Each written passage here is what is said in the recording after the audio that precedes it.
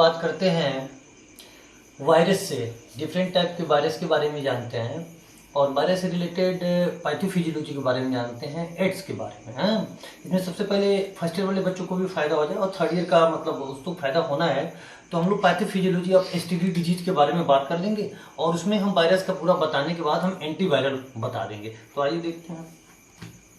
सबसे पहले हम देख लेते हैं ये एसटीडी डिजीज में क्या है। एसटीडी में सेक्सुअली ट्रांसमिटेड डिजीज है, सेक्सुअली ट्रांसमिटेड डिजीज है, इसको हम लोग सेक्सुअली ट्रांसमिटेड डिजीज बोलते हैं। और सेक्सुअली ट्रांसमिटेड डिजीज में एक है सिफिलिस, दूसरा है जैसे गोनोरोइया, तीसरा है एड्स। ठीक है, अब इसमें जो सिफिलिस होता है ये ट्रिपोनीमा पॉलिडम से होता है, ट्रिपोनीमा पॉलिडम, ट्रिपोनीमा पॉलिडम। ये होता है नाइजीरिया गोनोरोइया से।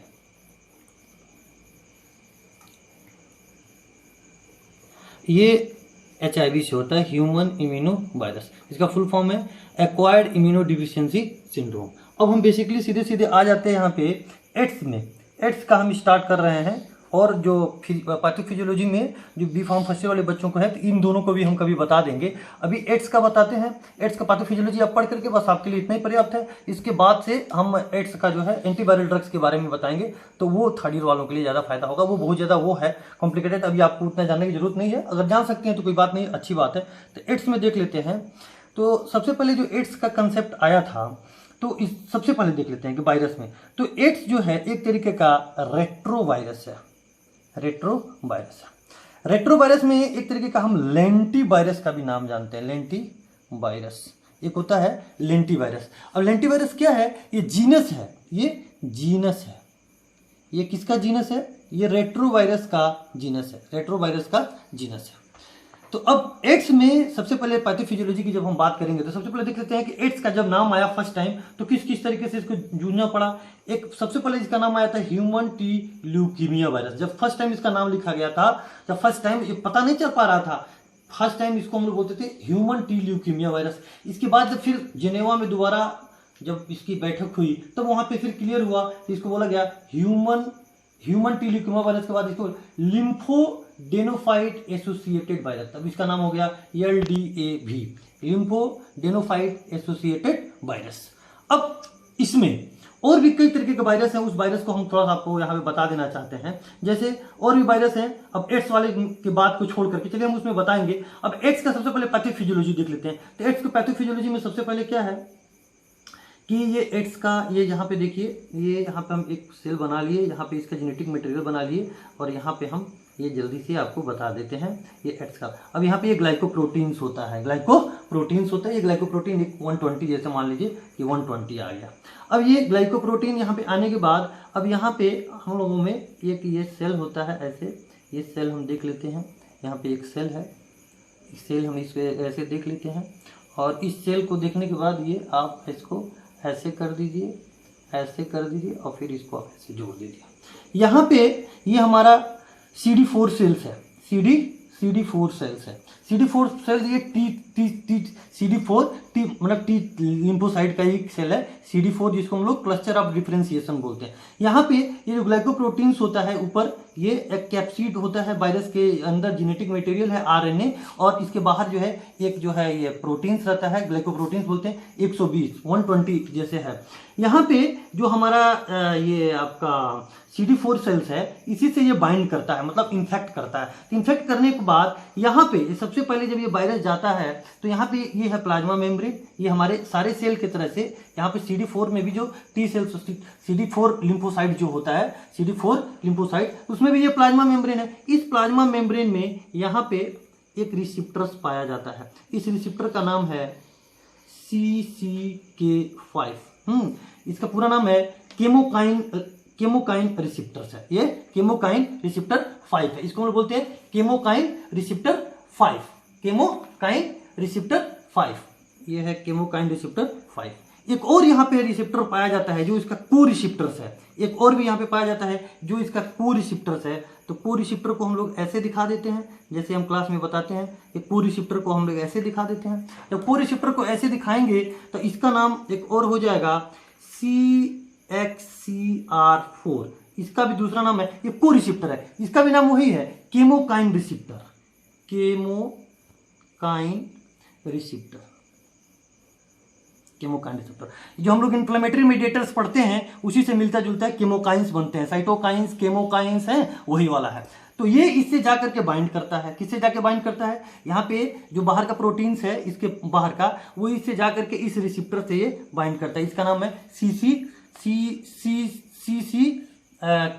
CCK, या इसको हम लोग आगे चल के ज्यादा नाम है CCR रिसेप्टर बोलते हैं। CCR रिसेप्टर कई बुक में अलग अलग दिया है, आप ऐसे जानिए केमोकाइन रिसेप्टर, क्या बोलेंगे इसको, केमोकाइन रिसेप्टर। केमोकाइन रिसेप्टर मतलब CCR रिसेप्टर, और इसका एक को रिसेप्टर मतलब इसका साथी को रिसेप्टर, इसको बोलेंगे केमोकाइन रिसेप्टर 4, लेकिन इसका नाम हो जाएगा CXCR4। ठीक है, अब ये वायरस जाता है और वायरस सेल के अंदर पहुंच जाता है, वायरस सेल के अंदर पहुंच जाता है। तो वायरस जब सेल के अंदर पहुंचेगा, जैसे जब वायरस सेल के अंदर पहुंचेगा तो अब यहाँ पे ये जो कोटिंग मटेरियल है इसको ये हटा देगा, बस इसके पास DNA रहेगा। तो सबसे पहले यहाँ पे कौन सा फेज आया, सबसे पहले जब ये जाता है तो ये करता है बाइंडिंग। क्या करता है, बाइंडिंग। बाइंडिंग किससे होती है, तो CD4 सेल से होती है।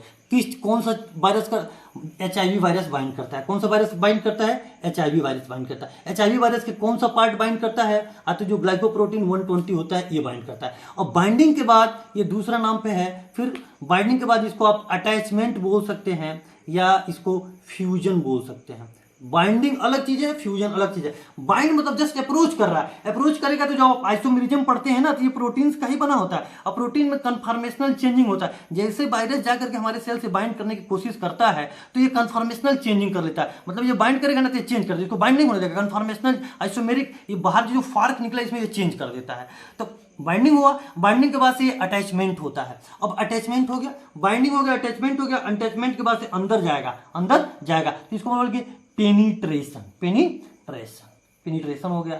अब चौथे नंबर पेनिट्रेट बाहर से अंदर चला गया। अब पेनिट्रेशन के बाद अनकोटिंग करेगा। क्या करेगा, अनकोटिंग करेगा, यहाँ पे अनकोटिंग करेगा। अनकोटिंग करेगा तो बाहर का जो कैप्सूल का खोल है ये इसको निकाल देगा। और जब अनकोटिंग करेगा तो अब यहाँ पे ये जो इसका एक RNA है, जो इसका जेनेटिक मटेरियल है, वो यहाँ से बाहर आ जाएगा, यहाँ से ये बाहर आ जाएगा। अब RNA से ये क्या करेगा, रिवर्स ट्रांसक्रिप्टेज से, कौन सा एंजाइम है, रिवर्स ट्रांसक्रिप्टेज से, 5वें नंबर पे रिवर्स ट्रांसक्रिप्शन करेगा। क्या करेगा, रिवर्स ट्रांसक्रिप्शन। तो रिवर्स ट्रांसक्रिप्शन से क्या करेगा, RNA से, देखो RNA से रिवर्स ट्रांसक्रिप्शन में, रिवर्स ट्रांसक्रिप्शन को अगर हम समझें तो रिवर्स ट्रांसक्रिप्शन को यहाँ पे देख लेते हैं। ये एक रेट्रो वायरस है। रेट्रो मतलब होता है उल्टा, रेट्रो मतलब क्या होता है, उल्टा। उल्टा मतलब प्रोस्पेक्टिव मतलब होता है आगे, रेट्रो मतलब होता है पीछे। पीछे मतलब देखो क्या है कि DNA से RNA बनता है, DNA से RNA बनता है। यहाँ पे क्या है, RNA से DNA बनेगा, तब इसको हम बोलेंगे रेट्रो। क्या बोलेंगे, रेट्रो, रेट्रो वायरस इसको बोलेंगे। यहाँ पे DNA से RNA नहीं बन रहा है, ये तो DNA से RNA बनता तब तो इसको ट्रांसक्रिप्शन बोलते हैं, लेकिन अब ये उल्टा बनेगा, RNA से DNA। तो RNA से ये DNA बनाएगा, हालांकि ये कंप्लीमेंट्री DNA बनाएगा। क्या बनाएगा, कंप्लीमेंट्री DNA बनाएगा। अब यहाँ पे जो इंजाइम काम करेगा रिवर्स ट्रांसक्रिप्शन में, इस इंजाइम का नाम होगा रिवर्स ट्रांसक्रिप्टेज। कौन सा इंजाइम यहाँ पे काम करेगा, रिवर्स ट्रांसक्रिप्टेज। क्या नाम है इसका, रिवर्स ट्रांसक्रिप्टेज। लिख लीजिए, रिवर्स ट्रांसक्रिप्टेज। फर्स्ट ईयर वाले बच्चे ध्यान से समझिए, रिवर्स ट्रांसक्रिप्टेज। अब रिवर्स ट्रांसक्रिप्टेज की मदद से फिर क्या करेगा, जब डबल बन गया तो अब ये क्या करता है, जो हम लोगों के जो ह्यूमन का जो DNA होता है, जो हम लोगों की ह्यूमन जो DNA होता है, डबल स्टैंडर्ड जो हम लोगों का DNA होता है, उससे ये इंटीग्रेशन करता है। क्या करता है, इंटीग्रेशन। क्या करता है, इंटीग्रेशन करता है। इंटीग्रेशन का मतलब क्या है कि एक इसका DNA है और अपना ये वायरस का DNA है और एक हमारा ह्यूमन का DNA है, इन दोनों से ये ऐसे इंटीग्रेट करता है। मतलब ये वायरस का DNA और ये हमारा ह्यूमन DNA, इसे इंटीग्रेट करेगा। इंटीग्रेट मतलब एक दूसरे पे, मतलब क्या हुआ ना, ये होस्ट सेल का DNA है, इसको ध्यान से दिखाइए, ये होस्ट सेल का DNA है और ये वायरस का DNA है। तो इन दोनों में क्या करेगा, एक अपना वाला और एक हमारे जो ह्यूमन का जो DNA है, जो हेलिक्स होता है, इन दोनों को हाईजैक कर लेगा। एक हमारे जो ह्यूमन का जो डीएनए का एक हेलिक्स है वो और एक हेलिक्स आरएनए का वायरस वाला है, इन दोनों को वो हाईजेक कर लेगा और हाईजेक करने के बाद अब ये सेल के अंदर जाएगा, अब यहाँ पे न्यूक्लियस के अंदर चला जाएगा। तो अब इसमें जब न्यूक्लियस के अंदर जाएगा तो एक जो है जो आरएनए का हेलिक्स है, एक जो स्ट्रैंड है वो किसका है, वायरस का है, और एक जो स्ट्रैंड है यहाँ पे ये किसका है, ह्यूमन का है। ये दोनों मिला लेगा। अब इन दोनों से मिलाने के बाद यहाँ पे ये क्या करेगा, अब ये डीएनए के स्ट्रक्चर की तरह से बन गया, क्या बनेगा, इंटीग्रेशन हो गया ना। अब इंटीग्रेशन होने के बाद अब क्या करेगा, अब यहाँ पे ये सीधे सीधे डीएनए से आरएनए बना लेगा, मैसेंजर आरएनए बना लेगा, मैसेंजर आरएनए। तो इसको हम लोग क्या बोलेंगे, ट्रांसलेशन। क्या बोलेंगे, ट्रांसलेशन। क्या बोलेंगे, ट्रांसलेशन। अब आरएनए से क्या बना लेगा, प्रोटीन बना लेगा, और प्रोटीन से क्या बना लेगा, बहुत सारे इंजाइम्स बना लेगा। क्या बना लेगा, इंजाइम्स। और इसका मल्टीपल कॉपी बना लेगा। ये इसका मल्टीपल कॉपी जो है यहाँ पे प्रोटीन का फिर मल्टीपल कॉपी बना लेगा। यहाँ पे मल्टीपल कॉपी ऐसे बना लिया, ऐसे मल्टीपल कॉपी बना लेगा। और फिर यहाँ पे इसको ये असेंबली कर लेगा। क्या कर लेगा, असेंबली कर लेगा।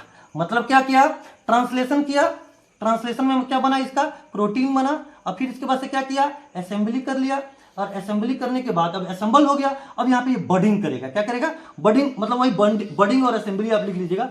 बडिंग मतलब कोई चीज का कोई अंकुरण निकलना, उस तरह की budding and assembling, budding and assembling, budding and assembling, ये कर लिया। और बडिंग एंड असेंबलिंग करने के बाद अब यहाँ से बडिंग एंड असेंबलिंग करने के बाद अब यहाँ से ये देखिए, यहाँ पे ये यहाँ से निकलने की कोशिश करेगा यहाँ से। अब यहाँ पे एक जो एंजाइम इसके पास होगा, अब यहाँ से घुसा, अब यहाँ से आया था, पहले बाइंडिंग किया था, फिर फ्यूजन किया था, फिर अनकोटिंग किया था। बाहर ये कैप्सिड की एक प्रोटीन होती है, इसको बाहर से बाइंडिंग, फिर अटैचमेंट, फिर अनकोटिंग किया तो बाहर का ये कोट हटा दिया। अब अपने जेनेटिक मटेरियल को निकाल लिया। अब ये एक आरएनए से रिवर्स ट्रांसक्रिप्टेज की मदद से ये डबल कंप्लीमेंट्री डीएनए बना लिया। और कंप्लीमेंट्री डीएनए के बाद हमारे ह्यूमन का एक हेलिक्स को हाईजेक किया और अपना एक हाईजेक किया। इन दोनों के बीच में क्या किया, इंटीग्रेशन कर दिया। क्या कर दिया, इंटीग्रेशन। ऐसे तो बताएं, इंटीग्रेट करेगा। इंटीग्रेट करने के बाद न्यूक्लियस में जाएगा। न्यूक्लियस में जाने के बाद एक हेलिक्स वायरस का होगा और एक हेलिक्स ह्यूमन का होगा। ये दोनों मिलाकर के क्या करेगा, मैसेंजर आरएनए बना लेगा। मतलब डीएनए से आरएनए बना लिया, और आरएनए से क्या बना लेगा, प्रोटीन बना लेगा।